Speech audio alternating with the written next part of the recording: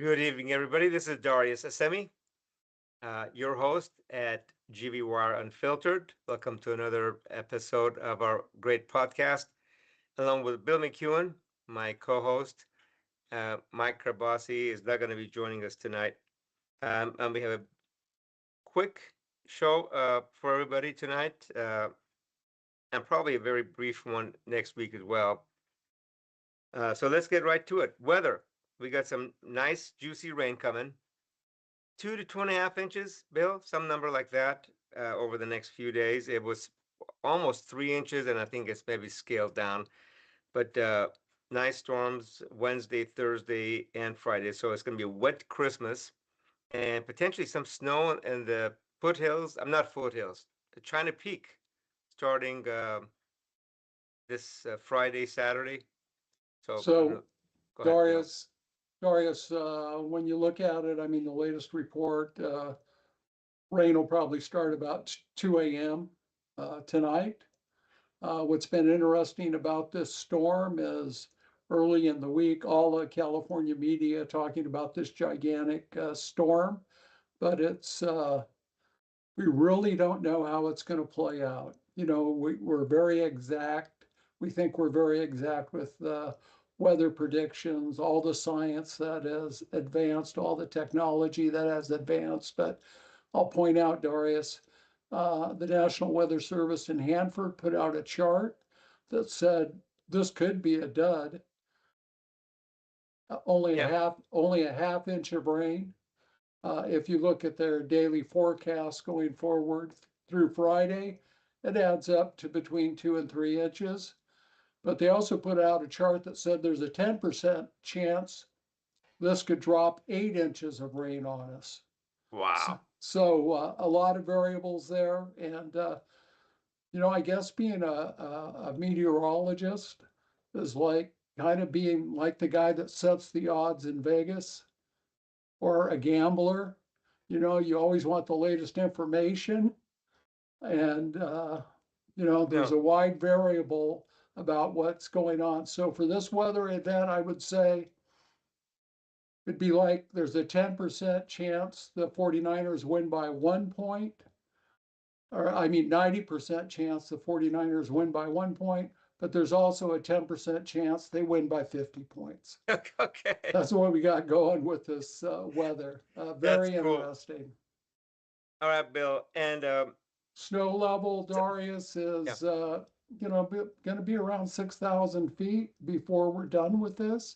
And at the higher elevations, the Weather Service says as much as 6 feet of snow could fall. So shapes up as very good for our snowpack. And obviously early in the week, Northern California reservoirs were filling up. I think Oroville went up by six feet with the storm that they had over the weekend into Monday. Got it. Thank you, Bill. Some local folks that at least on the GB home side, we track Wonder Ground, is forecasting about 1.25 inches of rain over the next 3 to 4 days. We'll see where the numbers end up at. Ski resorts. When talking about Bill talking about 6 feet of new snow potentially. What is the cost of a new day lift at some of the ski resorts in our area? China Peak, adult over 18, between 120 and 170, and these numbers get almost close to $300 if you're talking about North Star, uh, Heavenly at 260, North Star at 280. Well, that's for 65 plus. And if you're 19 to 64, you pay over $300 at North Star. So 250 to $300, kind of in the Tahoe area, China Peak, in that 120 to 169. So folks that are use day passers are gonna use a daily pass are gonna pay a lot of money for skiing. Why are families exiting Fresno Unified School District? There's a lot of hoopla last week. A couple of board members at Fresno Unified came out and said, well, if you expand the city of Fresno to the east and to the south, Fresno Unified, I'm sorry, it may have been Fresno Unified or the Teachers Association that may have said that, hey, Fresno Unified is going to lose a lot of students. And the mayor came out and said, well, you may shut down schools. I think it was 3 schools. I want Bill to correct me if my numbers are off. 3 schools, but it's not because of the new southeast development area. And my thoughts on that is, you can't, lead, become successful by putting other people down. Fresno Unified wants to be successful, wants more students, wants basically more paying customers, is what students are, somewhere around $20,000 a year per student. Have better educational outcome, better facilities. You got a lot of bond money passed. I think was it close to $400 or $500 million in 2024. So Fresno taxpayers are paying a lot of money. Fresno Unified leadership needs to get its act together. Okay, but that's what the poll shows. They believe their children can get a better education elsewhere. Almost 60% of you.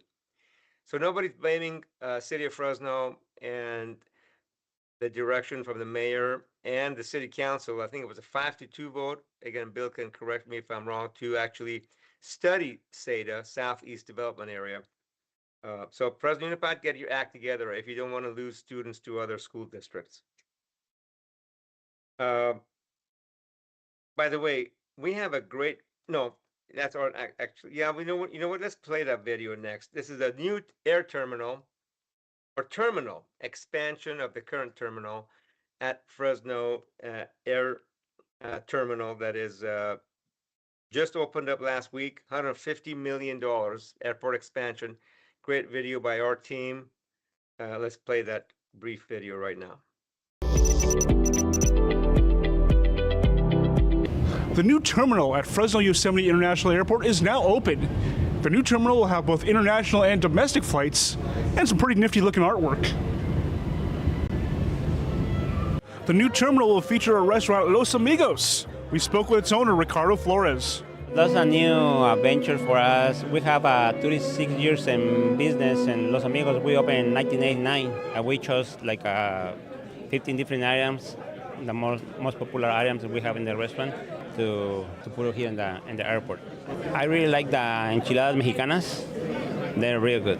Councilmember Tyler Maxwell, who represents the airport area, is very optimistic the business opportunities the new terminal will bring. This is the largest airport expansion and public works investment in the 21st century. This is not only going to open Fresno up to the world and the country, but it's going to attract so many people from across the United States. And that's going to have an economic impact that's going to be felt for generations. The 98,000 square foot expansion includes 2 new gates that will be used for both domestic and international travel.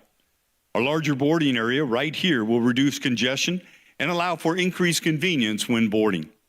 A new expanded baggage handling system will be operational soon, increasing efficiency and decreasing wait time for passengers.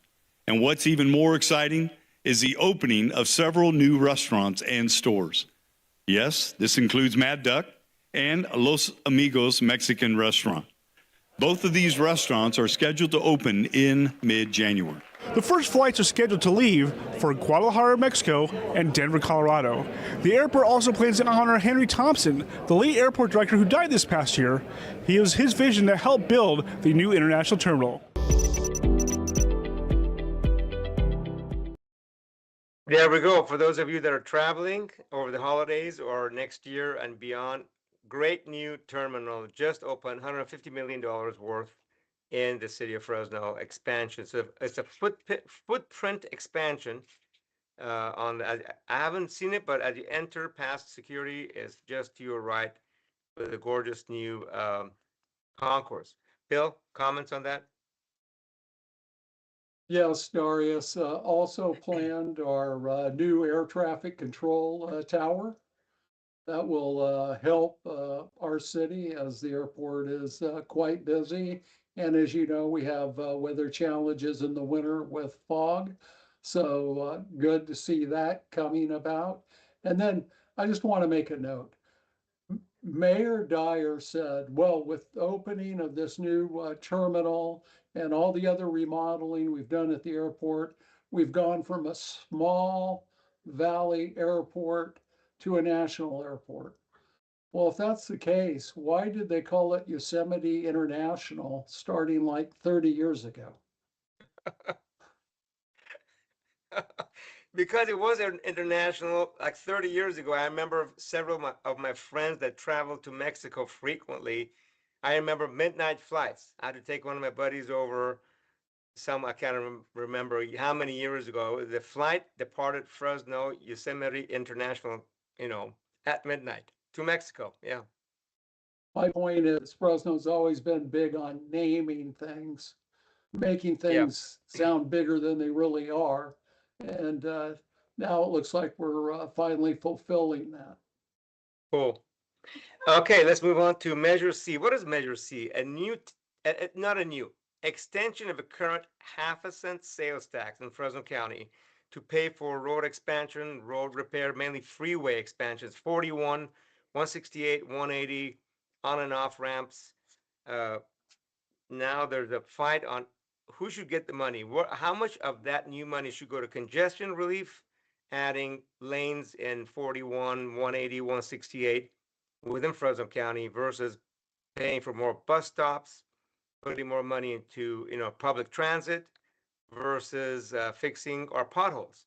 So renewal passes key checkpoint with competing versions potentially emerging. Great article, GB Wire. Bill, you have any comments on that you want to add for our viewers? Yeah, if there's going to be a competing version, I mean, they're really running out of time on that.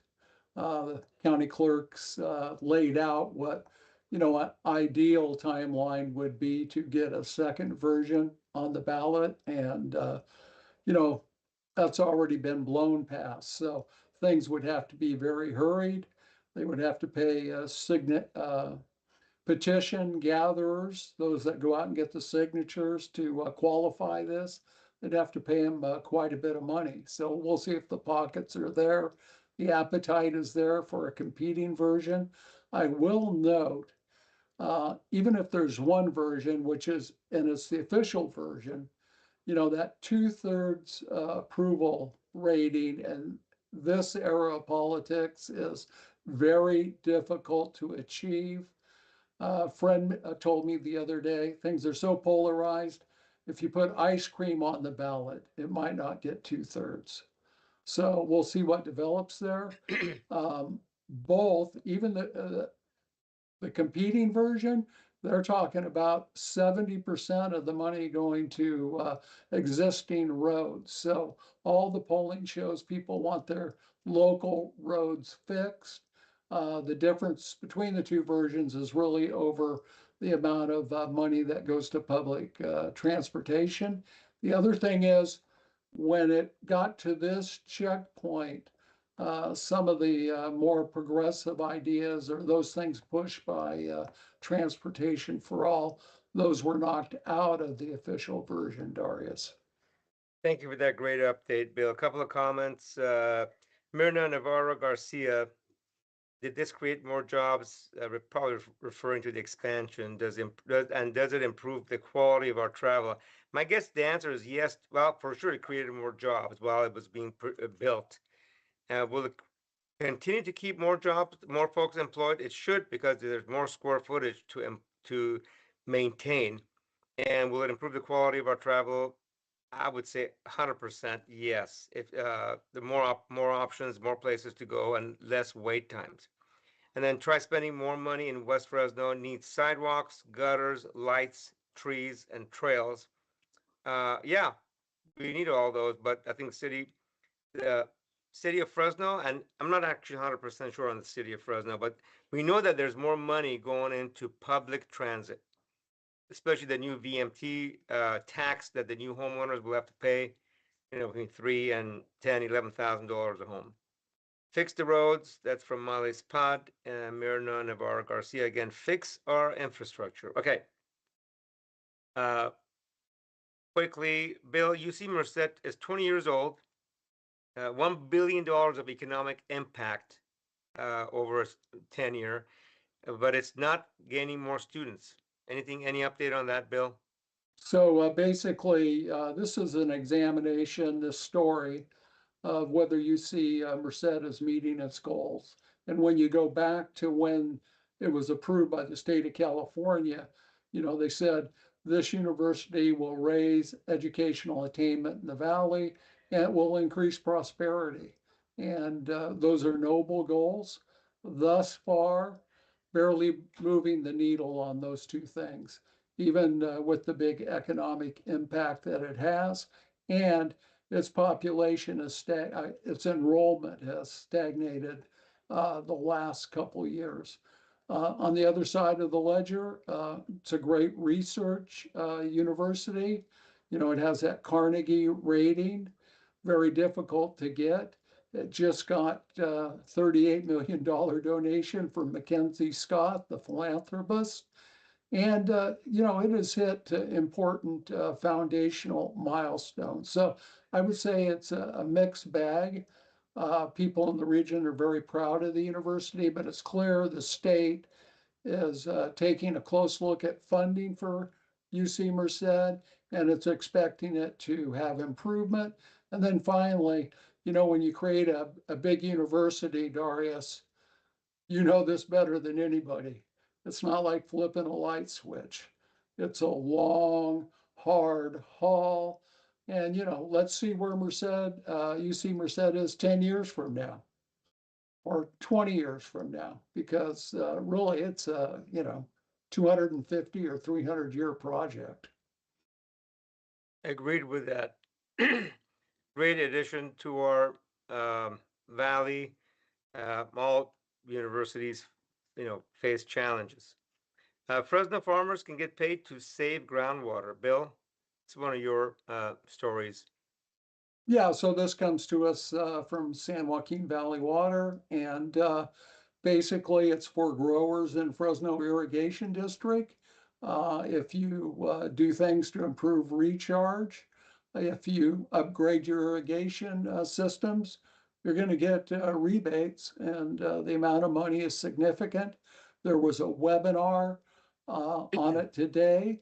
If you need help to understand this or to go through the process, there are links in this story you can hit. And basically, you need to get your application in by the middle of January. Great. Thank you for that. Meathead Mover settles federal sex and age discrimination case for $2 million. EEOC alleged meathead movers discouraged old workers and women from applying. Bill?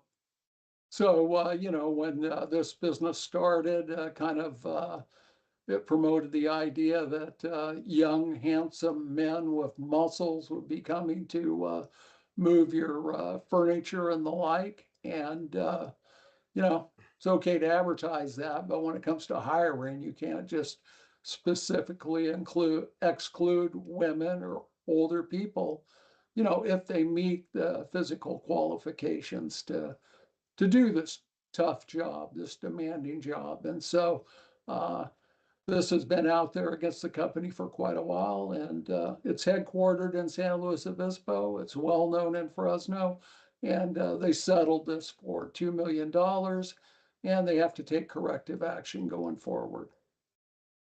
Thank you for that. And then now to farming, Westlands Water District. The study captures bad water year impact, which is lost jobs, revenue, and more valley fever. Bill, 25% loss in the economy from 2019 to 2022 because of low water allocation. Yeah, so this took 2019 and looked at it. A good water year, and then or it compared 2019 to 2022. The economic losses were significant, and they're not just to farmers or growers, because ag's so important to the economy. It goes to the people that sell tractors and equipment, and it just goes on and on down the line. A lot of jobs lost. When they have a low water allocation, about 7,500 fewer jobs. The surprise to me was what they're now looking at in regards to valley fever, because when a lot of land is fallowed, valley fever goes way up. And that's because the ground is just lying there. It gets, it's dry. So it spreads when it's watered, when it has plants on it. It's a lot better for everybody. And you can look at the chart there and see how the valley fever cases correspond with the water allocations. Those are great points. Cities in the valley are looking at, charging development, which is really new home buyers, more money to preserve ag land, where most of the ag land is being fallowed because of drought. This is where government doesn't get it straight, and that's coming out of Sacramento. How to make housing more expensive for the middle class, while really the big issue is drought, and the big culprit is not getting enough of that delta water into the valley to create the jobs. What does that study say? 7,500 jobs lost as a result of the drought. So you want to maintain jobs, keep more dollars here in the valley. We need the water, and a lot of it comes from the delta that we can't get both federal and state folks, water Department of Water Resources in charge of how much water gets released. There's a whole complex web, but almost half of our developable water is used for environmental reasons. Some of it goes to the ocean to keep the delta water temperatures low for different fish species, others to keep wetlands wet, and probably a lot of other stuff. Okay, move on to international stuff. Israeli defense minister says no plan to resettle Gaza after hinting at one. There's a story that's coming out tomorrow on GB Wire on the plan for Gaza, which looks like a 10-year plan, starting like years ago, to basically demolish everything and build a new resort, new Mecca, basically, resort and other housing, commercial development. It's one of the best parts of the world, right on the Mediterranean, with investments from all countries across the world, mainly from the United States. So that plan, I'm not sure if it's in that story that's being put out tomorrow. It's an aggregation of one of the national stories, but several folks are going to be writing about this, how Gaza is going to be redeveloped. The question is the people that got killed in the last 2 years, were they just sacrificed, and what's going to happen to the other 2.2 million people that are displaced? I mean, their homes, buildings, all destroyed and demolished with U.S. funded bombing campaigns. Interesting to see where that goes. Stay tuned for that story, those of you that are interested in international stuff, especially that part of the world. Netanyahu to discuss Iran next phase of Gaza plan with Trump. I guess on Monday he will discuss Iran's nuclear. Did that happen yesterday or is that next Monday? Do you know, Bill? I guess he was in Prime Minister Netanyahu is in Washington meeting with the president. It's either happened or is coming up. Greta Thunberg arrested at a pro-Palestinian protest in London. Because if you're protesting against the genocide in Gaza, you're going to get arrested by some of the Western governments. Well, at least here in at least in the United Kingdom. 2 men found guilty of United Kingdom UK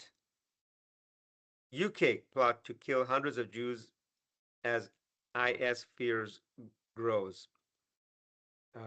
This is one of the things that we've talked about on this show many times.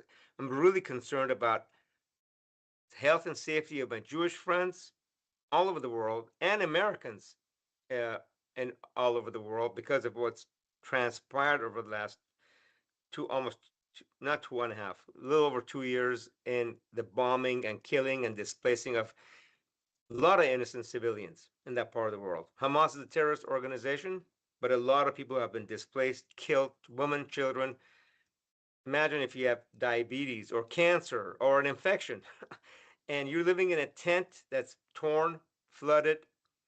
Yeah, some difficult conditions, and United States nowhere near to be as a superpower in the world to come in and say, okay, you know what, enough. We have to have international independent peacekeepers and allow the food and the equipment, the aid equipment to get into Gaza, which are, I guess, not being allowed to get in because of Israeli forces and not allowing food aid or other aid to get into Gaza Strip where it's needed the most, starving people basically to death. Bill? So, Darius, I want to go back to that rebuild of Gaza. For me, the important question is, will the Palestinians be full participants in this? Or is this just going to be, a development that makes a handful of people who are already rich even richer? And I think that's what unfiltered viewers really have to take a look at. And I think all Americans need to look at is as this area is being rebuilt, as it should be, there's a moral obligation to rebuild it.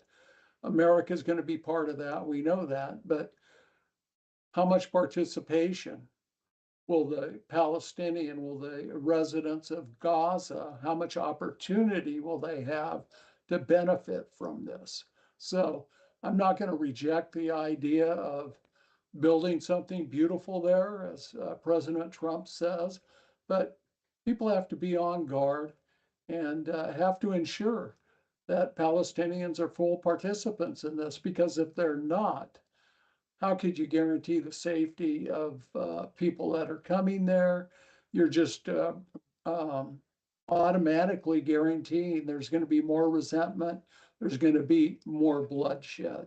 So to me, keep your eye on that. Excellent point. Yeah, if we don't get the people that were displaced and their homes bombed, entire area, call it, city of Fresno version, bombed into oblivion, and if they're not going to be at the table on where they can move back, can they move back, or are we just going to say, you know what, we've killed a bunch of you and we're going to, expel you from your land, conquer your property by force, take it, U.S. taxpayer money funded, and you're going to get displaced to go wherever we tell you. That's a really good point, Bill. I'm very eager to see if I know President Trump wants them to have a seat at the table. We'll see if that actually does happen. Okay, let's move on to more Epstein files are released and include some references to the president. Several articles on GB Wire on that. You can read those on this, Bill, if you have any comments. Epstein file photos disappeared from government website, including one of the president. Any comments on that, Bill? So Trump administration said the photos were removed because they easily the women were identifiable. Um, the women all said they wanted the photos to remain up there, the victims.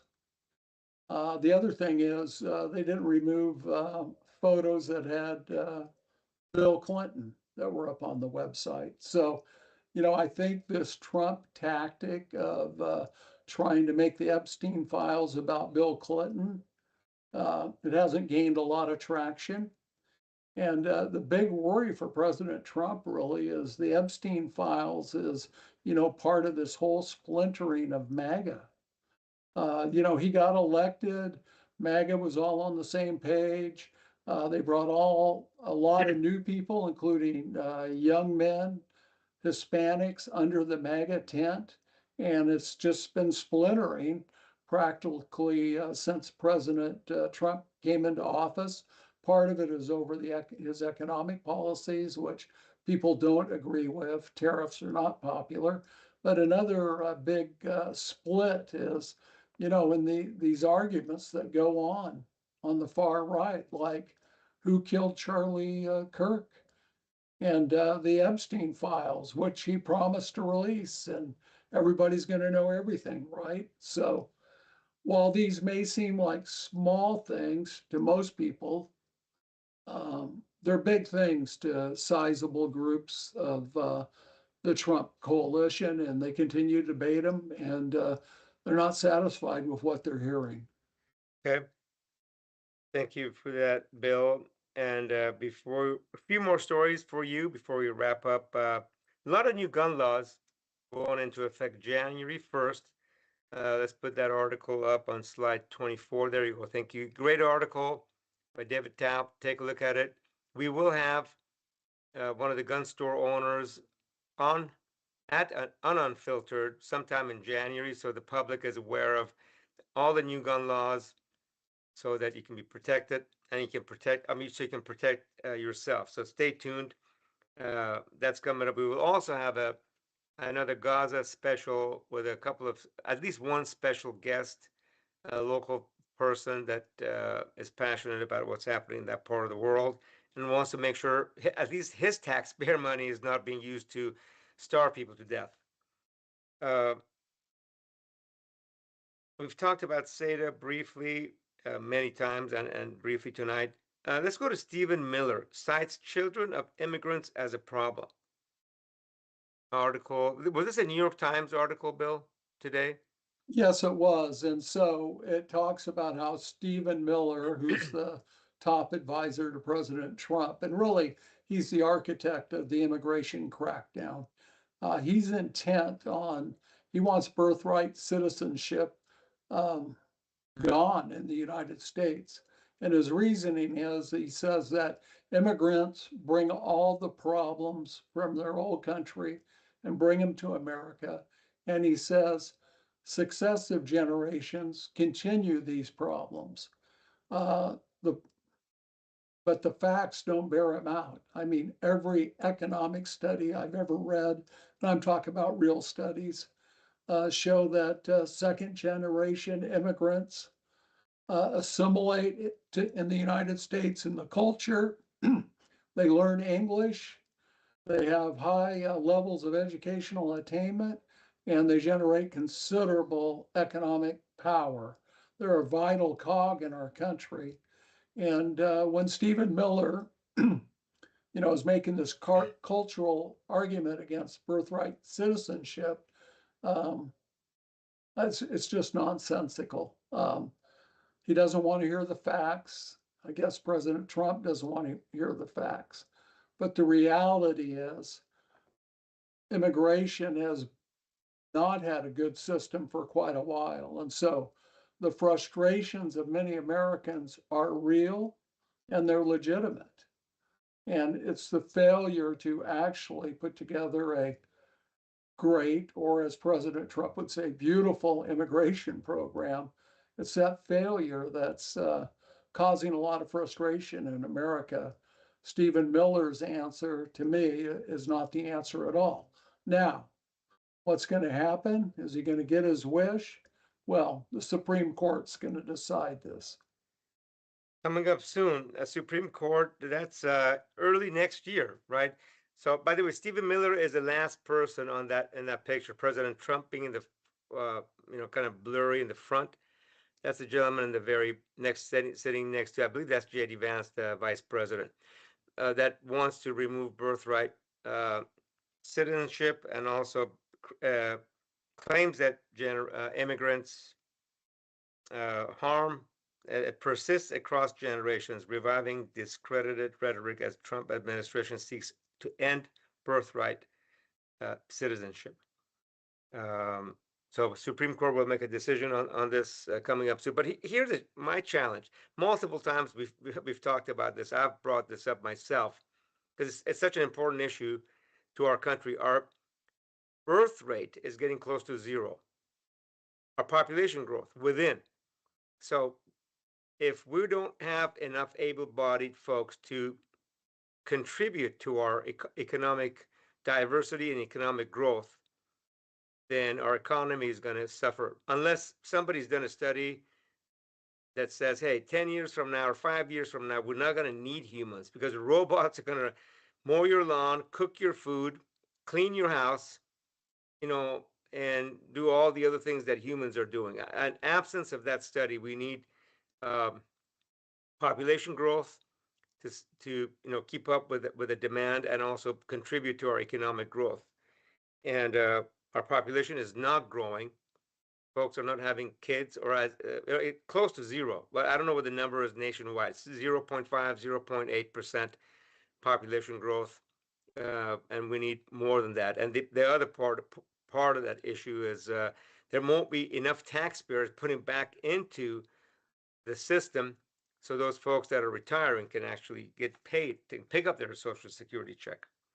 A lot of issues, and as Bill said, and I've said many times, it's really government's failure to deal with immigration. Comprehensive immigration reform is what we need, so people can come in here legally, uh, follow the system, go through the system, and if there's a demand for their services, whether it's brain power, money, or just muscle power, and we have a quota that allows X number of people to enter our country legally, we should be looking at that. But our government, Democrat and Republican, have failed to do this. Last time there was any kind of a reform, or let's call it amnesty, was during President Reagan's second term.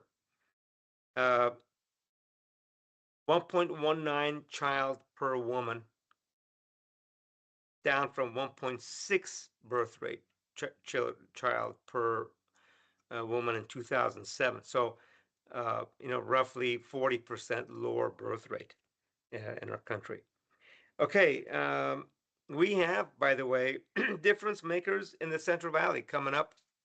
That list of, I believe well, it's 25, but I'm not sure I should say that right now. That list will then, a great article with all those folks and their contributions will be coming out between now and New Year's Eve. So stay tuned for that. Bill, comments on immigration or the difference makers? Well, it's related to immigration because you had a very provocative thought there, Darius, which is, what percentage of jobs is AI going to take away?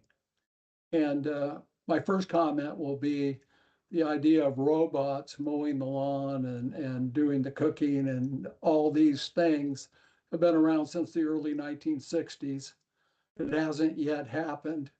Everybody I know that has one of those little robot vacuums is always complaining about what it does. So we haven't reached perfection. But you talked about, well, if AI takes over the workforce, we're not going to need as many workers. We might not need as many immigrants. My thought turned to, how are they going to fund the government? You take away payroll taxes, those that are paid by the people earning the money and also paid by the people that employ the worker. You take that away. Who's going to replace it? So perhaps you and I, Darius, we should start a move that says for every AI job created and every human job lost, the AI job is taxed. Just like payroll, the owner pays payroll taxes, the AI, and they're charged for the AI unit or bot that is doing the work as well. And this isn't far-fetched. All the discussions about I haven't seen anyone raise what is our taxing structure going to look like and how are we going to pay for this government in the United States as baby boomers like me die off, our whole baby boomer generation, and you don't have immigrants. Who are the people that are, and we don't have birth rate? Who's going to come in to the economy, and who's going to pay those taxes that people like you and I have been paying for more than 50 years?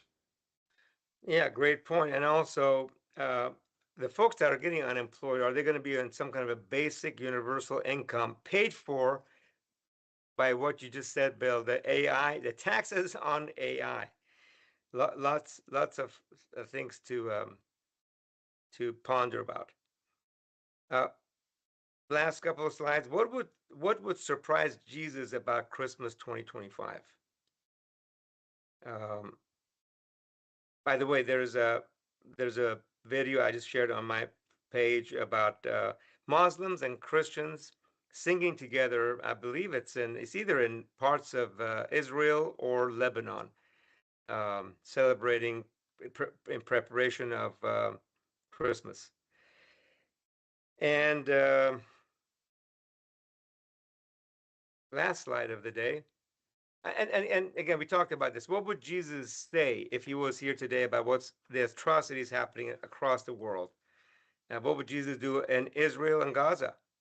What would he? How would Jesus direct, or not direct, I should say, counsel folks in power uh, across our planet?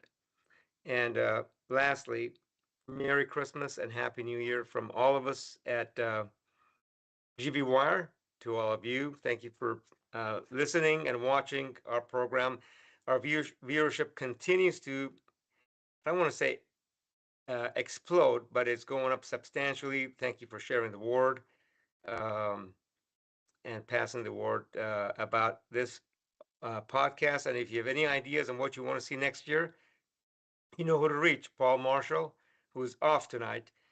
We may have a brief show for you next year. Um, Last comments, Mike Rabasi, Happy New Year, and to the GB Wire crew, thank you, Mike. We missed you tonight, and I know you could just come on, but we're wrapping up. Info at gbwire.com. There you go. If you have anything you want to see a podcast on, send your request to info at gbwire.com. We'll take a look at that. And Bill, any final comments? No, just wishing everybody a great Christmas and a happy new year. And thanks for tuning in. Awesome. And also thanks to our great crew for producing this show. Great crew, exactly. Paul is off this week and next. Anthony Haddad, Eric Martinez, Christian Juarez, who's joining, and of course, Jaws Tello. We may have a very brief show next week if there's enough stuff to discuss. Otherwise, we'll see most of you on January the 6th. Take care, everybody. Have a safe. It's going to be a wet Christmas, so enjoy the healthy, clean air.